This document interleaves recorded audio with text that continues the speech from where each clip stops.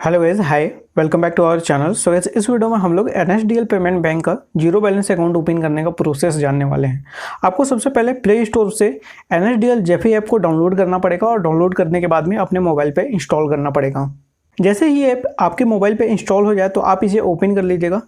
Open करने के बाद में आपसे ये कुछ परमिशन मांगेगा, परमिशन आपको दे देना है। इसके बाद में एनएसडीएल पेमेंट बैंक का ये ऐप आपसे लोकेशन भी मांगेगा, तो लोकेशन का भी परमिशन आपको देना है। तो अकाउंट ओपनिंग प्रोसेस स्टार्ट करने से पहले मैं थोड़ा सा इसके बारे में बता दूं कि यदि आप एनएसडीएल पेमेंट बैंक में अपना अकाउंट ओपन करना चाहते हो तो आपको यहाँ पे पहले 10,000 रुपये मेंटेन करना पड़ता था।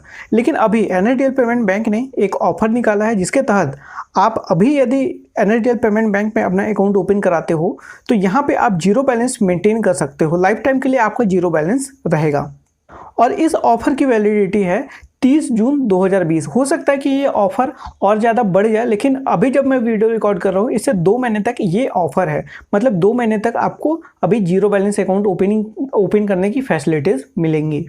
जैसे ही ऑफर एंड होता है इसके बाद में यदि आप यहाँ पे अपना अकाउंट ओपन कराते हैं तो आपको 10,000 रुपये का मंथली एवरेज बैलेंस मेंटेन करना पड़ेगा। और मैं एक चीज़ इसके बारे में कमाल की बात बता दूँ कि जैसे आप अपना आधार और पैन कार्ड के जरिए इस अकाउंट को ओपन करते हैं तो इसके बाद में आपको बायोमेट्रिक केवाईसी नहीं कराना पड़ेगा। मतलब ये जो एनएसडीएल पेमेंट बैंक है ये अभी के अभी आपका फुल केवाईसी कर देगा। फुल केवाईसी कैसे करेगा? ये एक्चुअली आपका आधार ओटीपी से ओपन नहीं करेगा, ये आपके ऑफलाइन आधार फैसिलिटीज़ को यूज़ करके ये आपका अकाउंट ओपन करेगा। तो चलिए हम आगे का प्रोसेस जानते हैं। तो आपको अब नेक्स्ट बटन पर क्लिक कर देना है। नेक्स्ट बटन पे क्लिक करने के बाद में आपसे फिर कुछ परमिशंस मांगेगा। इसके बाद में फिर परमिशन ग्रांट करने के बाद में आपको अपना मोबाइल नंबर यहाँ पे एंटर करना है।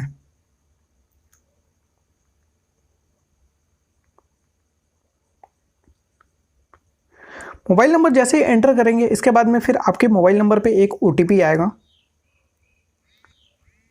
ओटीपी ऑटो रीड कर लेगा। इसके बाद में आपको यहाँ पे अपना डिटेल डालना है, जैसे अपना नेम यहाँ पे डालना है। शुरू में अपना फर्स्ट नेम डालना है, इसके बाद में अपना लास्ट नेम डालना है। इसके बाद में फिर यहाँ पे आपको अपना ईमेल आईडी डालना है। इसके बाद में फिर अपना एरिया का पिन कोड डालना है।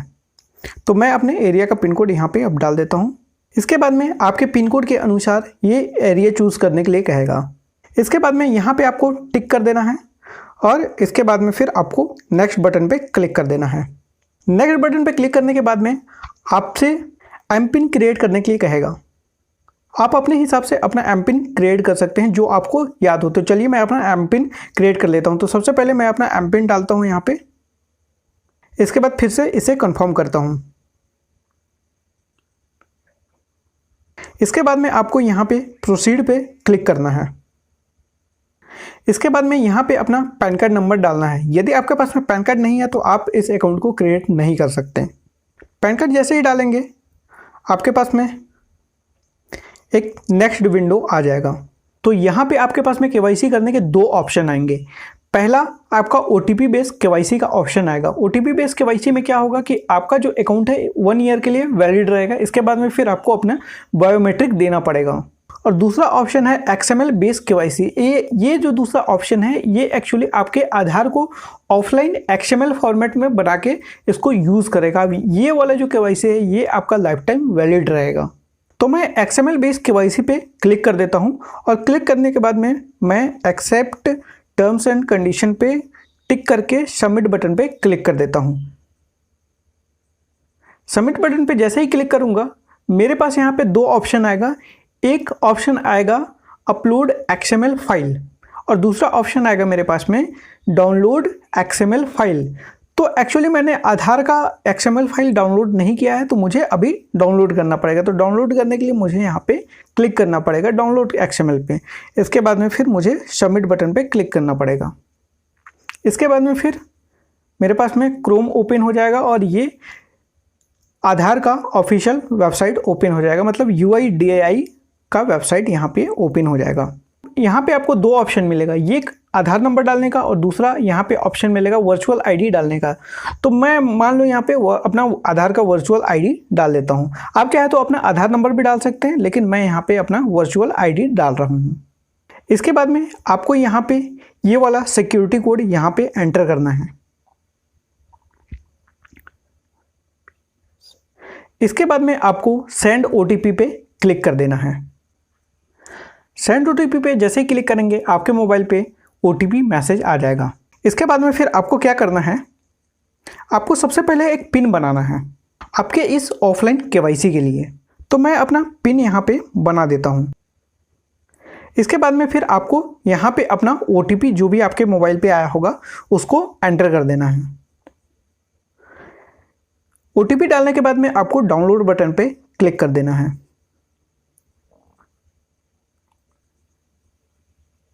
डाउनलोड बटन पे जैसे ही क्लिक करते हैं आपके पास में यहाँ पे ऑफलाइन आधार आपका डाउनलोड हो जाता है।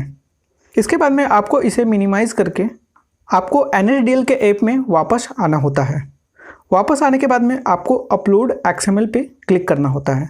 तो मैं अपलोड XML पे क्लिक कर दिया। अब क्लिक करने के बाद में मुझे यहाँ पे डाउनलोड्स पे जाना है। डाउनलोड्स पे जाने के बाद में आप यहाँ पे देख सकते हैं ऑफलाइन आधार ये आया है। इसके बाद में फिर जो वहाँ पे हमने पिन क्रिएट किया था वो यहाँ पे एंटर कर देना है।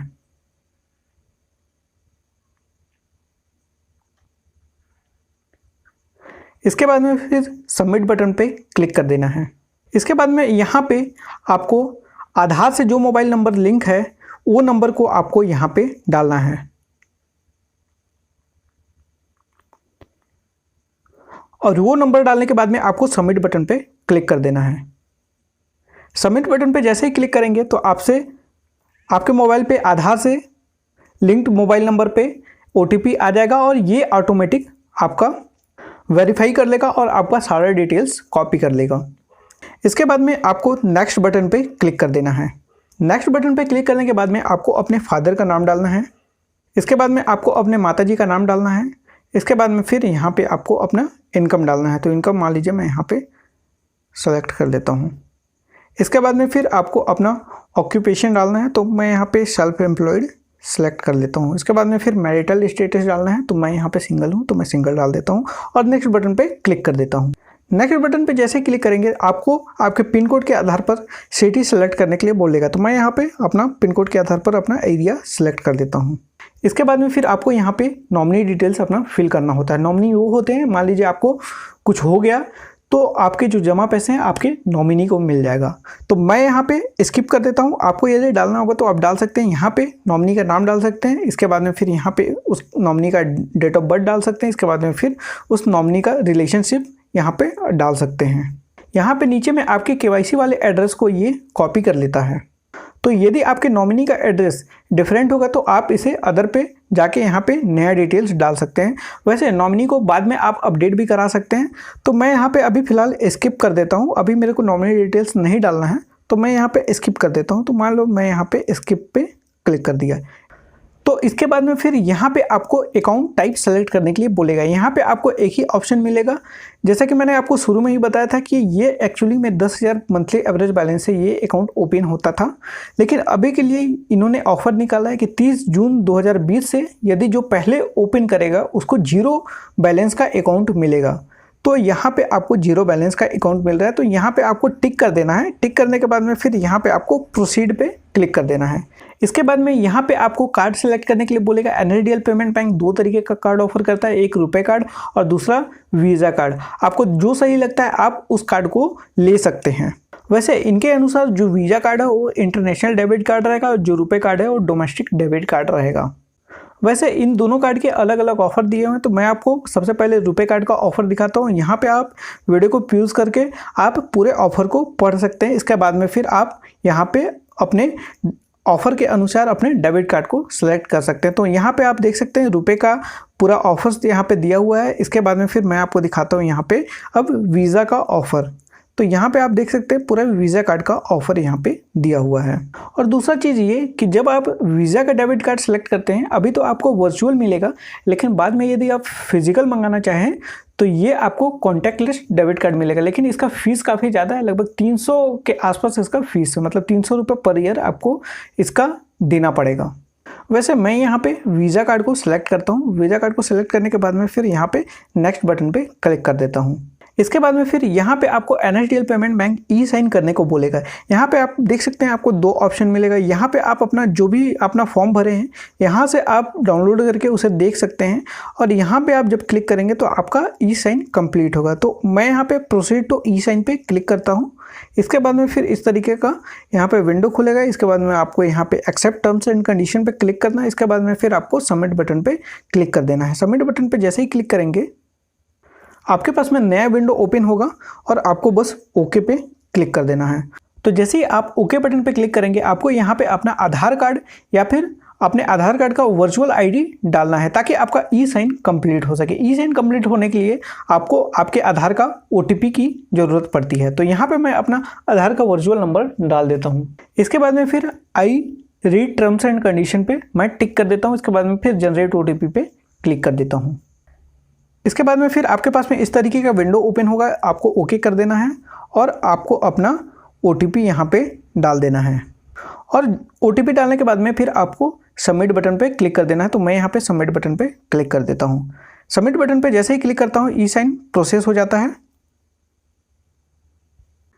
और ई साइन प्रोसेस होने के बाद में एक नया विंडो ओपन हो जाता है जहाँ पे आपका डिटेल्स शो होता है, और उस डिटेल्स को आपको एक्सेप्ट करना पड़ता है। और एक्सेप्ट पे क्लिक करने के बाद में आपको यहाँ पे नेक्स्ट बटन पे क्लिक करना पड़ता है,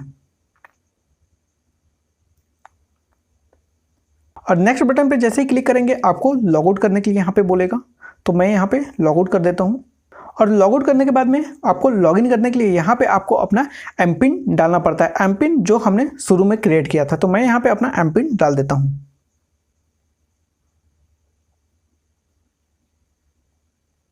और यहाँ पे मैं लॉगिन कर लेता हूँ। तो ये आप देख सकते हैं मेरा अकाउंट यहाँ पे ओपन हो गया है। आई होप आपका भी अकाउंट यहाँ पे ओपन हो गया होगा। और ये जो आपका अकाउंट ओपन हुआ है ये आपका जीरो बैलेंस अकाउंट हुआ है विथ फुल केवाईसी। मतलब बाद में आपको बायोमेट्रिक कराने की भी कोई झंझट नहीं है। मतलब बाद में आपको एजेंट के चक्कर नहीं लगाना है। तो मोबाइल ऐप को कैसे इस्तेमाल करना है और कैसे आपको अपना यूपीआई को लिंक करना है इसके बारे में मैं अलग से वीडियो बनाऊंगा। तो इस वीडियो में बस इतना ही। आई होप आप इस वीडियो को देखने के बाद में अपना अकाउंट ओपन कर पाएंगे, और इस वीडियो को आप अपने फ्रेंड के साथ में शेयर भी कर सकते हैं ताकि वो भी NSDL पेमेंट बैंक का जीरो बैलेंस अकाउंट ओपन कर पाएं। वीडियो देखने के लिए आपका बहुत बहुत धन्यवाद। इसी तरीके के वीडियो देखने के लिए आप चैनल को सब्सक्राइब कर सकते हैं, बेल आइकन को दबा सकते हैं ताकि जब भी कोई नई वीडियो अपलोड हो तो उसकी नोटिफिकेशन आपको मिल पाए।